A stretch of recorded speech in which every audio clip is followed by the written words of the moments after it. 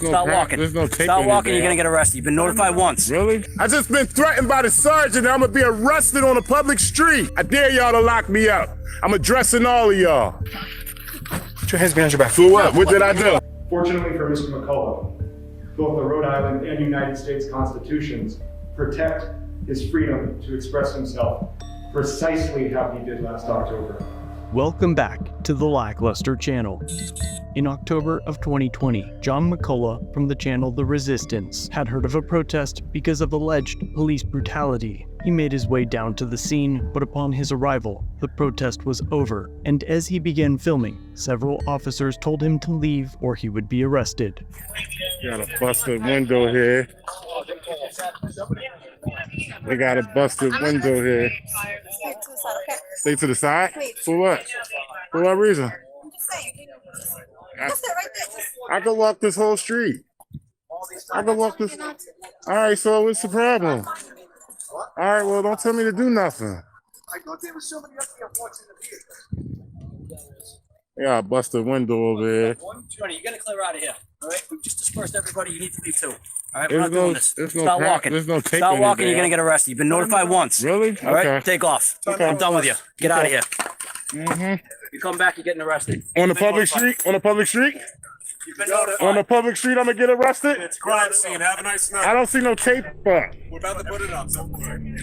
John followed the officer's commands and backed up to an appropriate area, and continued to shout his protests at the officers. I just been threatened by the sergeant and I'm gonna be arrested on a public street.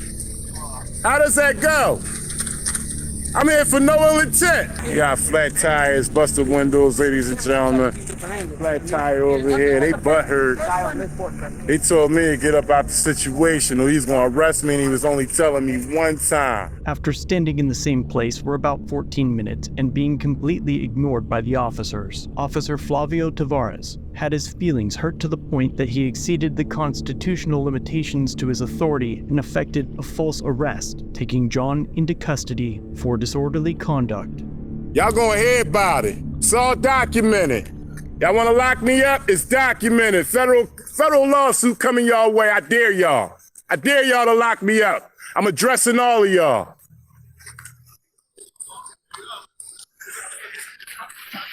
Put your hands behind your back. For what? What did I do? Get off. What did I do? Get your hands behind your back. What did I do? Get your hands behind your back. What is your first and last name? Get him off this car and get him out of here. Put your hands behind your back. What's your name? You didn't do a damn thing. The resistance on YouTube. I didn't do anything. Y'all seen it. What is your name? John McCullough. John McCullough. Yes, John McCullough. I'm from Boston. John McCullough. Right here. Check his bag. Get him out. Okay, you creating a scene. You creating a scene and getting it. You're being arrested. From Unit Street at the Speedway gas station area, outbound on Manhattan. Any cars are in the area. He said the magic words. Let's go. Hit the lights, hit the sirens, do whatever you gotta do. Let's go. You got it. Lights and sirens. Let's go.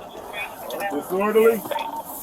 I was not disorderly. What kind of disturbance did I create? Who's the complainant, sir? All this will be addressed in court. It's not an inconvenience. John was held for nearly 14 hours before he was released on his own recognizance, and it took nearly a year for the court to hear his case. During the trial, Officer Flavio testified that John was yelling things like, "Aim at their heads," and "Uncle Tom officers." What really caught my attention is as I was speaking to a supervisor at the time and some of my colleagues on essentially what just took place, was that words of, aim at their heads, swear words towards us. That's what caught my attention, to look in that area. And that's when I noticed that he was clearly the loudest one, or the one that demonstrated he was not happy with us. Okay, so one of those things that you observed him shouting was "aim at their heads." So as I stood there, I heard the words and then I looked, ma'am. How many times do you recall him yelling "aim at their heads"? I wouldn't recall more than once, ma'am. I think I just heard it once. When you heard that, what did you take that statement to be? I'm pretty sure as I was speaking to my colleagues, I think I mentioned something to the effect of, not again, or here we go again, or something like that. I mean, we couldn't go through that again. We literally just did this. We dispersed everyone. I personally, I know I was tired. I just went through, dispersing crowds with everyone else. It's just one man staying on a sidewalk. If he wants to continue to rant, that's fine. But it became a concern when other people started, gathering again. So that's really what prompted me to just put that to an end. However, John's lawyer destroyed the notion that he used that type of language during the officer's cross-examination. He was saying some pretty rude things, right? That's right, sir. Pretty offensive things. Sure. And annoying things, too. Sure, but that's normal in the life of a police officer, I suppose. It's fair to say you didn't appreciate hearing these things, though, right? You don't enjoy hearing words like that. It's just words, sir. But you don't enjoy hearing them. And you actually, before that arrest, you actually didn't talk to him at all that night, right? That is correct, sir. Not a single word. No, sir. From the moment that I actually put him in cuffs, took him to the vehicle, and that was it. That was the end of it. That was it? Yes, sir. Okay. And you're certainly not the officer who said the magic words, right? That didn't come out of your mouth. I'm not sure, sir. If I could hear the voice again, I don't recall myself saying that, but if I could hear it. You can hear the voice again. Sure. You said the magic words. Sounds like me, sir. Sounds like I'm the one that said it. It does sound like you. Yes, sir. Okay, so you in response to Mr. McCullough's arrest, the moments right after Mr. McCullough's arrest, he said the magic words. Yes, sir. Okay. He said the magic words. John's attorney then played the full video and made note that the phrases "aim at their heads" and "Uncle Tom officer" were mysteriously absent from the recording. Huh? How you feel about that? Talk to the camera. You talked to the camera just a few moments ago when you threatened to lock me up. You're a real piece of shit. You'd agree with me that that video that we just saw is a fair and accurate depiction of your encounter with Mr. McCullough on the corner of Bissell and Elm on the evening of October 21st, 2020. Looking at the video, yes, but that is not the memory that I had in terms of what he said. You would agree with me that that video is a fair and accurate depiction of your encounter? Yes, sir. His attorney then presented a strong closing argument. People of the state gathered to express their grief and anger over the officer-involved moped crash. A number of those people formed crowds and became violent, but not all of them. Most were peaceful, most were nonviolent. Most did not pose a threat. And most of these people had left by the time officers became aware of Mr. McCullough's presence. Mr. McCullough is not here today for throwing bottles, for throwing bricks, fireworks, flares, or rocks. Mr. McCullough is before the court today accused of disorderly conduct for simply speaking. Fortunately for Mr. McCullough, both the Rhode Island and United States constitutions protect his freedom to express himself precisely how he did last October. So let's talk about that expression, about those words, and about how we know they're protected speech. Starting with Mr. McCullough's words. As he was documenting the damage to Providence police cars on Elmwood Avenue, an officer gave him two options: leave or be arrested. Ultimately, he followed the officer's order, regardless of its lawfulness. He left where he was filming. Officers ignored him for over 14 minutes, and he continued to express his shock and dismay resulting from the officer's actions. Y'all gonna arrest people on a public street? I'm not breaking any laws. I was threatened by the sergeant. I'm going to be arrested on a public street. Several other people joined Mr. McCullough on that corner. He continued to express his disappointment in the police behavior. Throughout this, Mr. McCullough continues to film. Police come and go, they mill about, unperturbed by Mr. McCullough's comments. Minutes pass. Mr. McCullough continues, "You guys hate transparency, so much that you'll illegally threaten to lock them up. He uses profane language. You're a piece of shit, cold-blooded pieces of shit. Your Honor, apparently within these comments were the magic words, as we heard from the video from Officer Taveras. Because within moments, Providence Police made good on their threat to lock Mr. McCullough up, despite Mr. McCullough moving to the corner when he was told to leave the spot next to the damaged police cars. He was arrested, Your Honor, for those magic words. Magic because they evoke the ire of Providence Police? Certainly yes. Magic because say them and poof, you're arrested? Yes again. Magic because they're accepted from constitutional protection? No. No. No. The Constitution, Your Honor, knows no such magic words. And for that reason, the disorderly conduct statute under which Mr. McCullough is charged cannot be used to suppress his speech. Our courts have traveled down this road before, and fortunately for Mr. McCullough, it is a well-worn path. Today, I highlight 3 mile markers erected by the Rhode Island Supreme Court, 3 cases that defend Mr. McCullough's unqualified right to express himself precisely how he did. Now, the city has stated that Mr. McCullough is charged under subsection 3 of Rhode Island's disorderly conduct statute. I'll nonetheless very briefly highlight for the court what the Rhode Island Supreme Court held in State v. Cabarrasi. The court held that subsection A2 of the disorderly conduct statute then in effect at the time, A2 prohibiting loud and unreasonable noise, does not apply to speech. The volume of Mr. McCullough's speech cannot be used against him in this case. The court in that case asserted that the state may restrict, quote, only those words tending to provoke violence. Quote, language belonging to the fighting words class. A person's language cannot be punished as fighting words simply for being profane because, who's quoting again, it is often true that one man's vulgarity is another's lyric. End quote.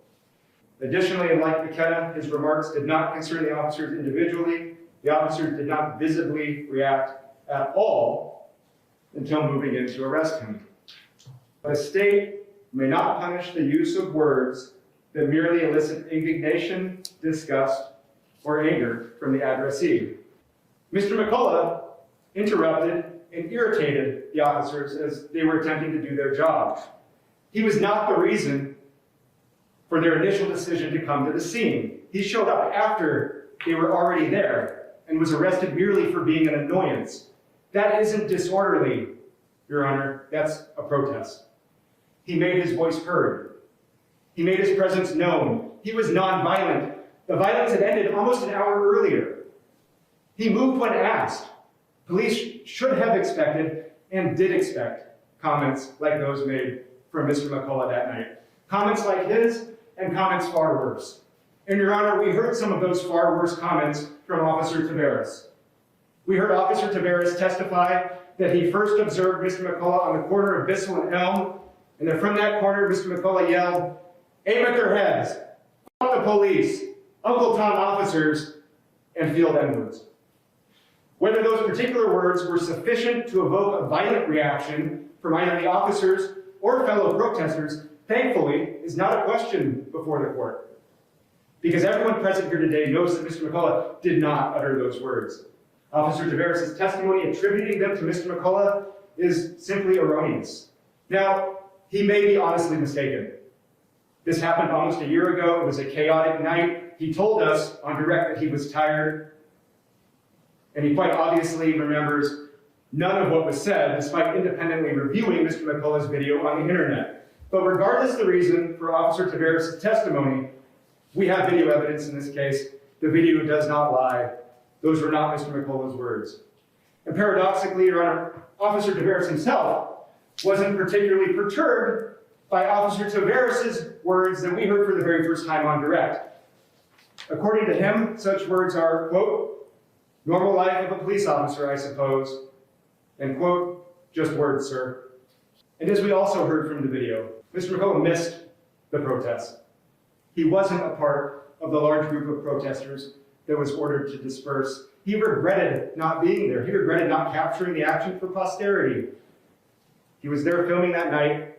When he arrived on the corner of Bissell and Elm, there were a small handful, less than a dozen people remaining, observing the police as they went about their business. His arrest was the result of that conduct, Your Honor. The conduct that we observed at the corner of Elm and Bissell, conduct squarely within the protection of the First Amendment. Yet for that conduct, Mr. McCullough has suffered dearly. He was arrested that night. He's been on bail for almost a year. He's had to make numerous trips to this courthouse from his home in Boston. The city has had access to exonerating video for well over a month, and yet we're still here.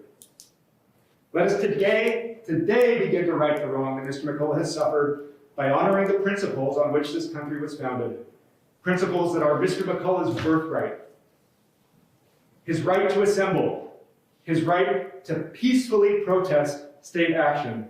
Your Honor, for these reasons, for Mr. McCullough's conduct, for the city's inability to prove any crime here by any standard, let alone beyond a reasonable doubt, the highest standard known to law. And Your Honor, for the deep chill that a conviction would send to others similarly and sincerely aggrieved and in desire of a public forum to peacefully express their grievances. We pray that this court will find Mr. McCullough not guilty.